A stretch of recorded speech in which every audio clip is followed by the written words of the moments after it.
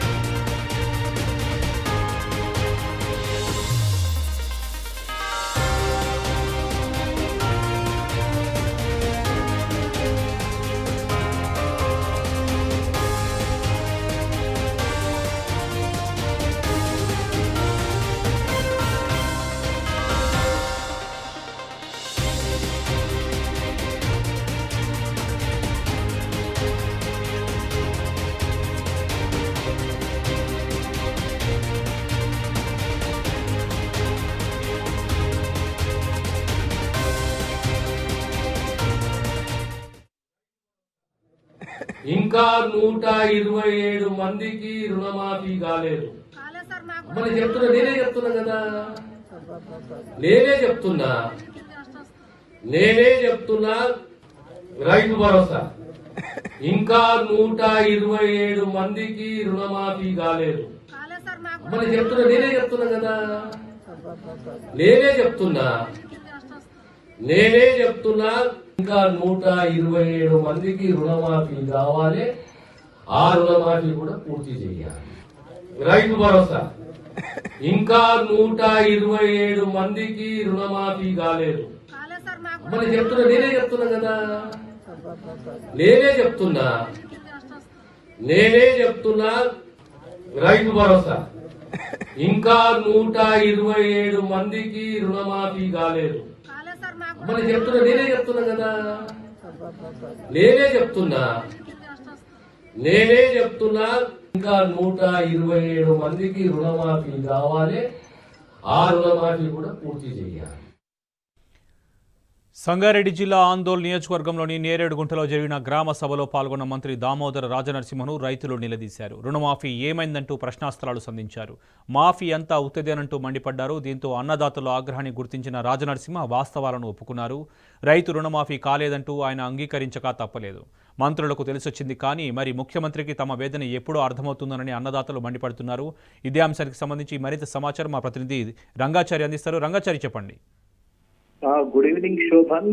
స్వయంగా తెలంగాణ రాష్ట్ర ఉప ముఖ్యమంత్రి, వైద్య ఆరోగ్య శాఖ మంత్రిగా ఉన్నటువంటి ఉమ్మడి మెదక్ జిల్లాకు సంబంధించిన ఉమ్మడి మెదక్ జిల్లా నుంచి ప్రాతినిధ్యం వహిస్తున్నటువంటి దామోదర్ రాజనరసింహ రైతులకు రుణమాఫీ కాలేదని చాలా స్పష్టంగా సమావేశంలో అంగీకరించారు. రైతుల సమక్షంలోనే ఆయన ఈ రుణమాఫీ కాలేదని స్పష్టం చేశారు. ఇది ఆందోళన ఆయన సొంత నియోజకవర్గమైనటువంటి ఆందోళన నియోజకవర్గం నేరేడుగుంట గ్రామంలో ఈ రోజు జరిగినటువంటి ప్రజాపాలన గ్రామ సభకు ఆయన ముఖ్య అతిథిగా హాజరయ్యారు. ఈ సందర్భంగా అక్కడికి వచ్చినటువంటి ప్రజలంతా కూడా, గ్రామస్తులంతా కూడా వివిధ అంశాల మీద, తమ సమస్యల మీద దరఖాస్తులు చేశారు.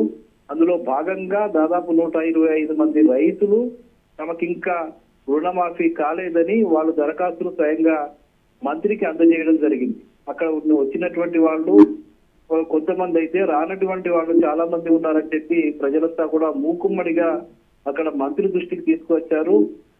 ఈ సందర్భంగా ఆయన మాట్లాడుతూ, ముఖ్యంగా ఆయన మాట్లాడుతున్న క్రమంలోనే కొంతమంది రైతులు లేచి మరి ఏమైంది, ఇంకా రైతుల రుణమాఫీ ఎందుకు కాలేదు అని చెప్పి కొంతమంది మహిళలు ఆయన అడుగుతున్న క్రమంలో ఆయన స్వయంగా ఒప్పుకున్నారు. నేనే చెప్తున్నాను కదా, రుణమాఫీ కాలేదని చెప్పి నాకే దరఖాస్తులు ఇచ్చి ఉన్నాయి. 125 మందికి ఈ గ్రామంలో ఇంకా రుణమాఫీ కాలేదని నేనే చెప్తున్నాను, అందులో ఏమీ అనుమానం లేదని చెప్పి వాస్తవాన్ని అంగీకరించాల్సిన ఒక అనివార్య పరిస్థితి ఇవాళ స్వయంగా రాష్ట్ర ఉప ముఖ్యమంత్రి అయి ఉన్నటువంటి ఒక ప్రధానమైనటువంటి సీనియర్ మంత్రి అంగీకరించక తప్పని పరిస్థితి ఈ గ్రామ సభలో ఆయనకు ఏర్పడిందని చెప్పవచ్చు. చాలా రోజులుగా విపక్షాలకు సంబంధించి ఇటు టిఆర్ఎస్ వర్కింగ్ ప్రెసిడెంట్ కేటీఆర్, మరోవైపు హరీష్ రావు, ఇంకా చాలా మంది బీఆర్ఎస్ పార్టీకి సంబంధించిన ముఖ్య నాయకులంతా కూడా రుణమాఫీ మీద ప్రభుత్వాన్ని నిలదీస్తున్న విషయం తెలిసిందే. చాలా గ్రామాల్లో ఇంకా సగం కూడా రుణమాఫీ జరగలేదు, రైతులంతా ఇబ్బంది పడుతున్నారు. మీరు చెప్పినటువంటి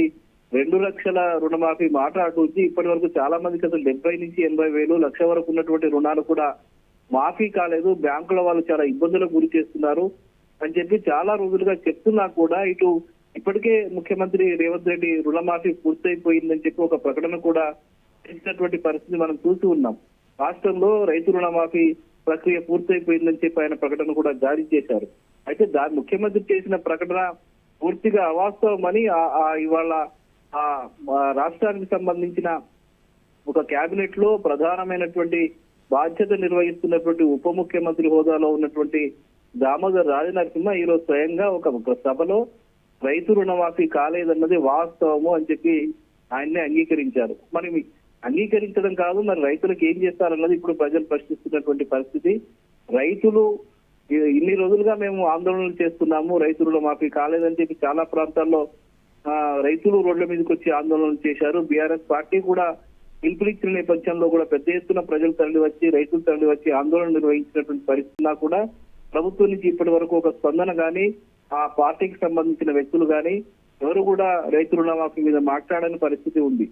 అయితే ఇప్పుడు స్వయంగా ప్రజల సమక్షంలో జరిగినటువంటి ఒక గ్రామ సభలో ప్రజలు ఇచ్చినటువంటి దరఖాస్తులు చేతుల్లో పట్టుకుని ఆయన చూసిన సందర్భంగా వాస్తవాన్ని అంగీకరించని తప్పని పరిస్థితి ఇవాళ దామోదర్ రాజనరసింహకు ఏర్పడిందన్నది వాస్తవం. చాలా రోజులుగా అటు వర్కింగ్ ప్రెసిడెంట్ కేటీఆర్ గారు, ఇటు హరీష్ రావు గారు ఇద్దరు కూడా చాలా స్పష్టంగా వాళ్ళు డిమాండ్ చేస్తున్నారు, రుణమాఫీ కాలేదు, మీరు ఏ గ్రామానికి వస్తారో చెప్పండి, మీ కొడంగల్ నియోజకవర్గానికి వస్తే అక్కడికి కూడా వస్తాం, మేము ఏ గ్రామానికి రావడానికి మేము సిద్ధంగా ఉన్నాం, ఆ గ్రామంలో రుణమాఫీ అయితే మీరు చెప్పండి, మీరు చూపించండి అని చెప్పి వాళ్ళు నిలదీసినటువంటి పరిస్థితి ఉంది. ఇంకా చాలా గ్రామాలకు సంబంధించిన పరిస్థితి వాళ్ళు ప్రభుత్వం దృష్టికి తీసుకువచ్చారు. మొన్న సిద్దిపేట నియోజకవర్గం గాడిచెర్లపల్లి గ్రామంలో జరిగినటువంటి ఒక గ్రామ సభలో పాల్గొన్నటువంటి హరీష్ రావు కూడా చాలా మంది రైతులు అక్కడ దరఖాస్తులు తీసుకొచ్చి ఇచ్చినటువంటి పరిస్థితి. చాలా మంది మాకు ఇంకా రుణమాఫీ కాలేదని చెప్పి రైతులు దరఖాస్తులు ఇచ్చిన సందర్భంలో కూడా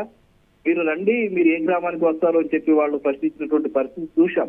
కానీ ఇప్పటి వరకు ఎవరు రాలేదు. కానీ ఇవాళ గ్రామ సభలు జరుగుతున్న సందర్భంలో అనివార్యంగా ప్రభుత్వానికి సంబంధించిన ప్రతినిధులు, మంత్రులు గ్రామాలకు వెళ్లాల్సిన పరిస్థితి ఏర్పడింది. ఈ నేపథ్యంలో ఈ రోజు గత 2 రోజులుగా హాజరు కానటువంటి మంత్రులు, ఎమ్మెల్యేలు ఇవాళ మళ్ళీ హాజరవుతున్నారు. అందులో భాగంగానే ఇవాళ దామోదర్ రాజనరసింహ తన సొంత జిల్లా, సొంత నియోజకవర్గం సంబంధించిన ఆందోళన నియోజకవర్గంలో జరిగినటువంటి నేరేడుగుంట గ్రామంలో జరిగినటువంటి గ్రామ సభలో పాల్గొన్న సందర్భంగా ఆయన వాస్తవాన్ని అంగీకరించక తప్పని పరిస్థితి ఏర్పడింది. అలాంటి ఒక అనివార్య పరిస్థితిని రైతులు తీసుకువచ్చారని చెప్పడంలో ఎలాంటి అతిశయోక్తి లేదు. వాళ్ళ బాధని, వాళ్ళ ఆవేదనని వాళ్ళు చాలా స్పష్టంగా చెప్పారు. రైతులు చాలా నిలదీసినంత పరిస్థితి. ఒక మంత్రిని, ఒక ఉప ముఖ్యమంత్రి హోదాలో ఉన్నటువంటి వ్యక్తిని వాళ్ళు చాలా స్పష్టంగా అడిగారు, ఎందుకు ఇంకా రుణమాఫీ కావడం లేదు, ఎందుకు మీరు ఇంకా ఈ తాత్సారం చేస్తున్నారు, జాప్యం చేస్తున్నారు అని చెప్పి అక్కడికి వచ్చినటువంటి మహిళలు, రైతులు కూడా అడిగినటువంటి పరిస్థితి అక్కడ నెలకొన్నది. అది నిజానికి ఒక మంత్రి హోదాలో, ఉప ముఖ్యమంత్రి హోదాలో ఉన్న వ్యక్తికి అది నిజంగా ఒక రకంగా ఇబ్బందికరమైనటువంటి వాతావరణం, ఇబ్బందికరమైన పరిస్థితి అని చెప్పుకోక తప్పదు.